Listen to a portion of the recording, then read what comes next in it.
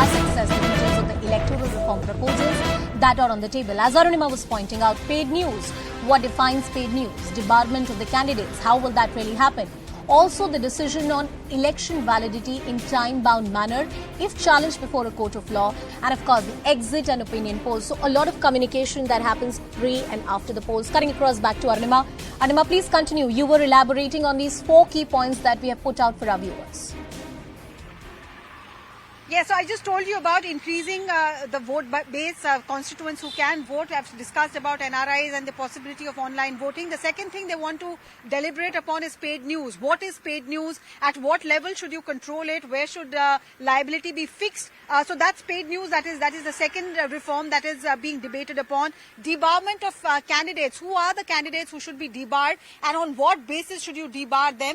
The fourth thing they're considering is that, often when two sides are fighting, whether the election process followed the due process of law or not, and then they knock at the doors of the court takes 5, 10, 15 years, making the petition itself infructuous, because by then whoever was elected has completed his or her term. So one of the reforms we are told that is being suggested is that in a time-bound manner, which could be 30 to 60 days, the court must decide whether this petition challenging the election of a candidate is valid or invalid. So that is another reform that is being proposed, that is being considered.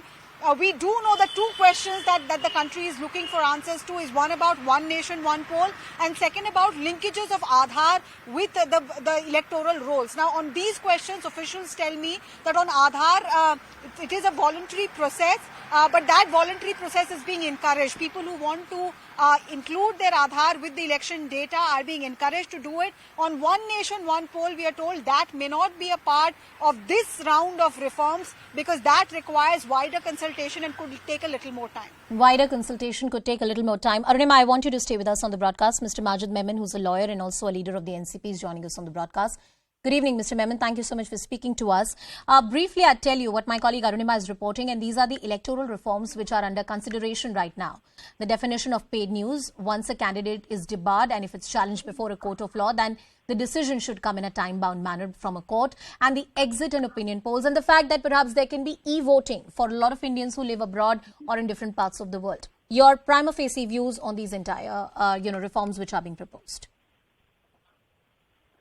Good afternoon to all of you. As a matter of fact, ours is the largest democracy in the world, and we are proud to have sustained this democracy for almost 70-75 years by now. And with the change in times, there are a number of issues that are coming up which are making it necessary to revise our electoral procedures. And in fact, it is long awaited that electoral reforms are becoming the need of the hour. Now, whatever my friend Rijuji is suggesting, they're all welcome. That certainly, with regard to paid news, with regard to the candidature, etc. And there are also a number of other proposals, number of other issues which need to be thoroughly examined. For example, use of EVM, and then horse trading, how it is to be prevented. Yeah. You see, we have got nowadays, we are seeing in many states there are, resort cultures. All MLAs are being taken in the luxury vehicles and then made to stay in. And all political parties are guilty of it, sir, as you very rightly said. Yeah, Mr. Memon. Therefore, all these things need to be... One second more. What I am suggesting to my friend, the law minister, don't impose these proposed amendments. Have an all-party discussion. Put it in the House, let everybody put their input into the probable changes that are needed in the best interest of successful democracy, and then go ahead. Don't impose it by what you will feel is correct, and therefore let them become law. No, this is not an argument against a broader consensus, Mr. Memon, but I want you to don your lawyer's hat here and tell me this, that do you think that the political parties can really reform themselves? At the end of the day, it's about them and their own political interests. Mr. Memon. All political parties will have to accept wherever any proposal which is towards the improvement of our system. Because, see, people's mandate, it is the people who certainly rule this country. It is through their people who they send them in the parliament and the assemblies, etc. So therefore, the entire process from beginning till end of selecting people, electing people, sending them to as representatives to make laws, must be free from all infirmities. And there are a number of infirmities today. So much of corruption is there.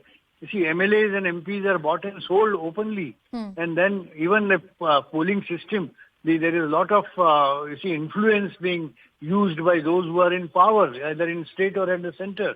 And therefore, those who are in the opposition, they suffer lots of shortcomings. All these things need to be an even use of EVM. Well, sir, the resort culture and the horse trading you're talking about directly has a link to the political party funding in our country. And I don't know if something will happen on that front. There's some more latest